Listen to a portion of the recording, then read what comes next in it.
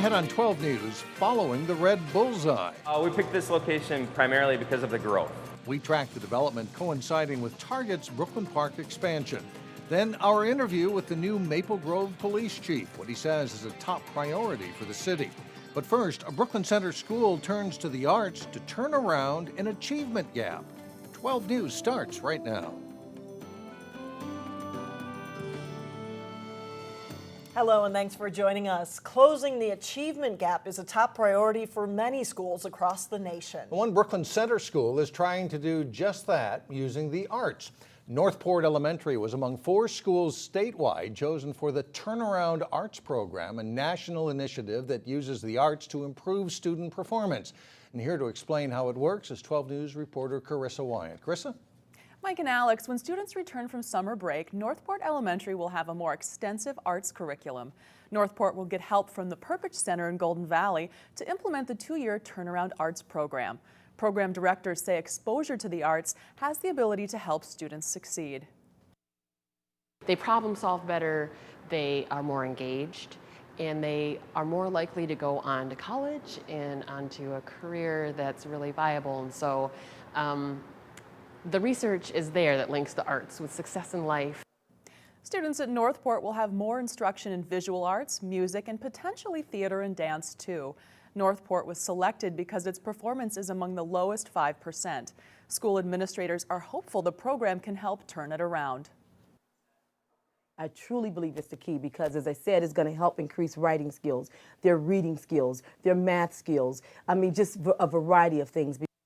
Administrators from Northport and Perpich will travel to Washington, D.C. at the end of the month to put a strategic plan into place for the fall. The program comes with a $1 million price tag. It's funded in part through federal funds, but the state and the state boards of art and the Minnesota legislature will pick up the bulk of the tab. Mike and Alex, back to you. All right, Carissa, thank you. Well, we also have an update on the burglary that impacted Northport Elementary last week. Brooklyn Center police say one juvenile has turned himself in. Police have also identified 3 other suspects. 4 people were spotted on surveillance cameras during the break-in. Thieves took computers and iPads as well as food and toiletries set aside for children in need. The master keys to the building were also stolen. A mega medical merger has taken place that could put hundreds of employees in Plymouth under new ownership. Fridley-based Medtronic has agreed to buy one of its rivals, Ireland-based Covidien. The deal is worth $42.9 billion. In the last few years, both Medtronic and Covidien purchased smaller medical device companies in Plymouth. In 2010, Covidien purchased Plymouth-based EV3 for more than $2 billion. The deal would allow Medtronic to move its legal headquarters to Ireland, where corporate taxes are lower. Congress could scuttle the deal, though, if it approves new tax rule changes. The expansion of Target's northern campus has meant a migration of employees from downtown Minneapolis to Brooklyn Park. The addition of a couple thousand more people at the Target campus is helping to fuel business in the area. In this week's Business Matters, we look at some of the growth.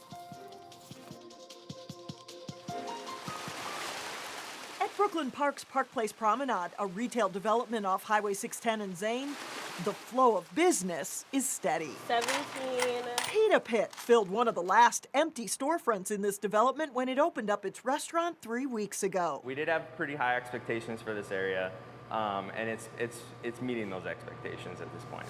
Billing itself as a healthy eating alternative, 2 chicken Caesars, please. the shop offers endless pita and salad combinations. You could have something for breakfast, lunch, and dinner every day for the rest of your life and then never eat the same thing. The reason Tyler Volk and his family chose this location for their business has a lot to do with the Red Bullseye nearby and its campus of 3,500 employees. We have a small town next door to us. Having that 3,500 Target corporate employees there is really going to be helpful in attracting other retailers. Brooklyn Park's Economic Development Director says Target's expansion is helping fuel interest in developing the 100 acres of open land nearby between Zane Avenue and Oak Grove Parkway. We've had interest from hotel operators, and we expect hotels to be part of that mix of that acreage. Other retail. There's been some pent-up demand for the small shop type retail. We picked this location primarily primarily because of the growth. Back at Pita Pit, Their jalapeno ranch right there. they spice things up with a deal for all Target employees. We offer them free chips, so they are welcome to come visit us at lunch and they'll get free chips every day. They're trying to encourage repeat customers, and they're banking on continued growth in the area. I think we picked the right spot for sure. Target owns 330 acres of land in Brooklyn Park. Meantime, the city has 1,400 acres of open land left to develop in the northwest part of the city. A new report shows homes are selling nearly twice as fast as they did 3 years ago. Taking a tour around the Northwest Metro, homes in some cities are selling even faster. In Maple Grove, for instance, the amount of time it took for homes to sell dropped from 145 days in 2011 to 75 days this year. In Brooklyn Park, it was a similar drop. Golden Valley saw the largest decline. The time homes spent on the market in that city dropped from 174 days in 2011 to 76 days this year. The region's largest park system now has a new superintendent. It's been a career goal for mine, so I'm very excited about the opportunity. Bo Carlson was selected by the Three Rivers Park District Board to take the helm vacated by retiring Superintendent Chris Gears. Carlson has worked with the Park District for 15 years and said he doesn't plan any dramatic changes. But he does hope to build relationships with some of the first-ring suburbs that don't have a regional park reserve in their backyard. And that may be a variety of things. It could be actual park facilities. It could be continuing the growth of the regional trail system, which has been tremendously successful. It could be a lot of programmatic type of things, more involvement with communities, community centers, senior centers, those types of things. Carlson will begin his tenure as superintendent in July. The Three Rivers Park District isn't the only organization with new leadership. Maple Grove will officially swear in new Police Chief Eric Werner tonight during the City Council meeting. Werner comes to Maple Grove after spending nearly 2 years as Rosemount Police Chief. Delane Cleveland sat down for a one-on-one interview today with the new chief to learn about his plans for Maple Grove. I think I just have to say it as I've got my dream job here. In only his second week on the job, What attracted me to Maple Grove is what I knew of the city. new Maple Grove Police Chief Eric Werner still can't contain the excitement he has over his new position. I saw the job come open and I said, oh, I got to apply there. It's a really good place up north and didn't want to let that opportunity go by. Now that Werner has this opportunity, he says he will put a big focus on education within the department. There's just so many challenges in our environment today, particularly with the diversity that's coming in our state and our communities, and learning how to interact with different cultures, different backgrounds, as well as technology. Technology is moving so fast. Another major task will be to keep Maple Grove's reputation as a safe place to live. To do that, he'll focus on the department's handling of mental health issues, domestic violence prevention, and drugs. There's been a lot of talk of heroin use and prescription drugs. Those are something that's one particular topic that I have an interest in also. I was a drug task force board chairman for over 6 years, and so I know the issue well. As for challenges, he acknowledges that difficulties will arise to meet the needs of an ever-growing city. Rather than simply adding more police, he'd like to take a more proactive approach through prevention efforts such as community education. That, he says, will be key. Bottom line is it's their police department, and I have to lead it with their help. In Maple Grove, Delane Cleveland, 12 News. Werner was selected from among 6 candidates for the job. Well, coming up, more help at home for troops serving overseas. See how 4 Northwest Metro cities are teaming up for local soldiers. And then later in sports, Champlin Park runs into tough opponents in the Rebels' final lacrosse game of the season. But first, not all is quiet on the weather front. More storms are brewing throughout the week. Local military families have a new lifeline when deployments take soldiers away. 4 Northwest Metro cities have joined forces to become the newest Beyond the Yellow Ribbon communities. It does more than just say thank you. It was a soldier returning from Afghanistan whose questions about Beyond the Yellow Ribbon sparked New Hope, Golden Valley, Robbinsdale, and Crystal into action. Sunday, the Quad Cities received the Minnesota National Guard's stamp of approval in their efforts to help military families. We reach about 20,000 people, and the four of us together make 80,000, and we can do a lot with 80,000 people. The Quad Cities Yellow Ribbon Network has been at work on this for more than a year, and they can already tell success stories like helping one Vietnam vet's family. We were able to help them with their garage, clean out a lot of junk that had piled up over time, and they weren't able to do it themselves. And their landlord basically said, either you clean it out or you're going to be out. Since 9/11, thousands of Minnesota military families have come home. Still others are ready to deploy. This group of 200 National Guard members will leave for Kuwait later this summer. Battalion, attention! While they're away, Beyond the Yellow Ribbon communities pledge to connect military families to find the help they need to function as a family. Cutting grass, fixing a broken garage door, fixing a broken toilet, child care, a meal, household chores. These might seem like small things, but when you're gone and you're frustrated and it gets resolved, these aren't small things at all. These are huge. Colonel Brian Weineken of the Minnesota National Guard says he's seen it make a difference. Our service members know that their communities stand with them, that they're ready to help, and perhaps most importantly, that it's okay to ask for help from their communities. This group will be urging faith communities, businesses, and schools to pitch in. It sends a message to our entire community that we are here for each other and that we are going to support each other. And to find out how you can help, you can check the website beyondtheyellowribbon.org. Coming up, celebrating a major park makeover in New Hope. But first in sports, Wayzata finishes strong in the Trojans' final game of the state lacrosse tournament. John Jacobson is in next.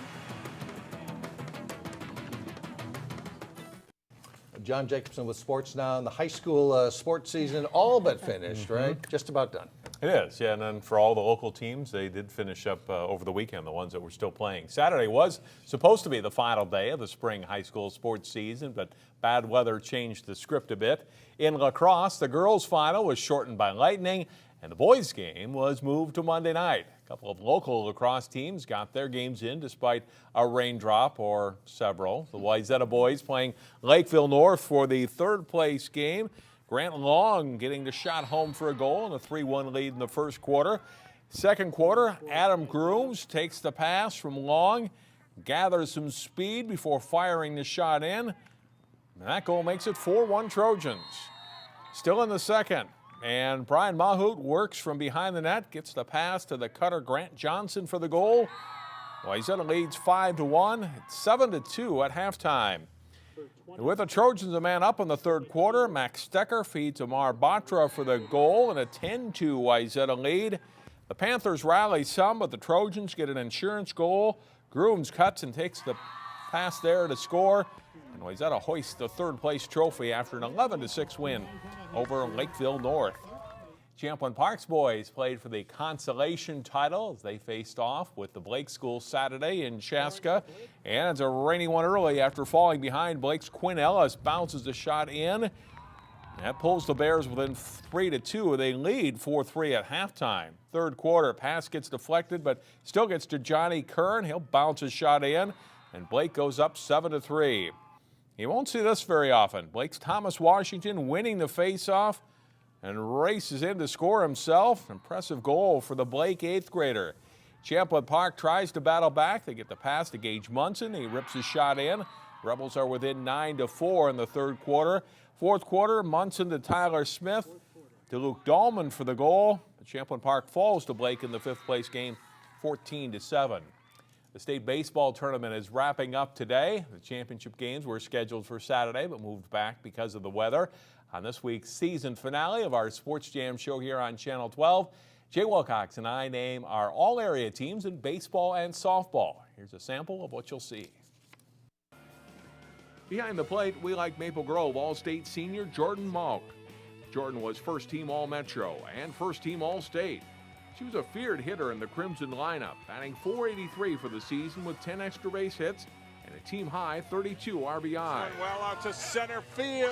See you later. Malk was also selected for the Senior All-Star Series. Fifth home run. Hopkins' Erin O'Neill may be going to college on a hockey scholarship, but she's a star on the diamond, too. Great defensive catcher, and later for Hopkins, O'Neill hit .475 this season and was named All-Conference and All-Section. The senior will play hockey at Boston University. Our third baseman is number 3, Trevor Kaminsky of Champlin Park.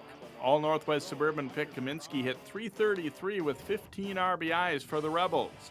Called his team's emotional leader, Kaminsky was superb as a pitcher, too, with a 1.66 ERA in 8 starts. Kaminsky's pitch, swing and a miss. Armstrong's number 6, Troy Ouellette, entered the state tourney with a .351 average, 19 runs scored, 17 RBIs, and 15 steals in 16 attempts. A strong fielder, Ouellette also had 4 assists in right field for the Section 6 champs. Throw is going to come to third. There'll be a play, and they've got him. Our pitchers include number 1, Brandon Rushmeyer of Champlin Park. Rushmeyer had a 9-0 record with a 1.07 ERA in 56 innings. And you can see the rest of those teams this week on Sports Jam here on Channel 12. Last week, Jason Melillo talked with Brooklyn Park pro boxer Corey Rodriguez as he prepared to fight for the vacant Minnesota State junior middleweight title. Cooper graduate Rodriguez in the silver trunks beat Champlin Park grad Stephen Watt on a technical knockout to win the title. The bout was stopped after the 7th round. Rodriguez improves to 11-3-3 with the win. And that's a look at sports for today. All right, thanks, John. Still ahead, a park makeover in New Hope that residents say is badly needed. We'll be right back.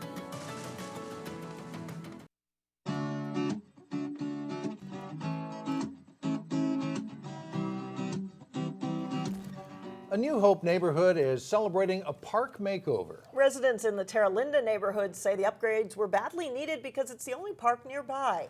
Terra Park was the oldest park in the New Hope system, but now the park has a shiny new look. There's a newly remodeled play area for children that includes new slides, swings, and a whole lot more. The city also moved the playground away from a sewer station where residents often complained about the smell. You know, it really needed it. The previous playground was over 20 years old, pretty run down, beat up. So we moved the playground a little bit and made it a little bit bigger and added some nice new equipment into it. The project was completed last summer, but the city is holding a celebration tonight, Monday night at 5 o'clock. The playground makeover cost about $150,000. Hopefully they'll have some nice summer weather to enjoy. Yeah, hopefully that'll improve. Nothing like a good park, though, to get the kids out of the house. That's exactly right. That does it for us. Thanks so much for joining us. Stay with us. Community Corner is coming up next, and we'll see you back here tomorrow beginning at 4.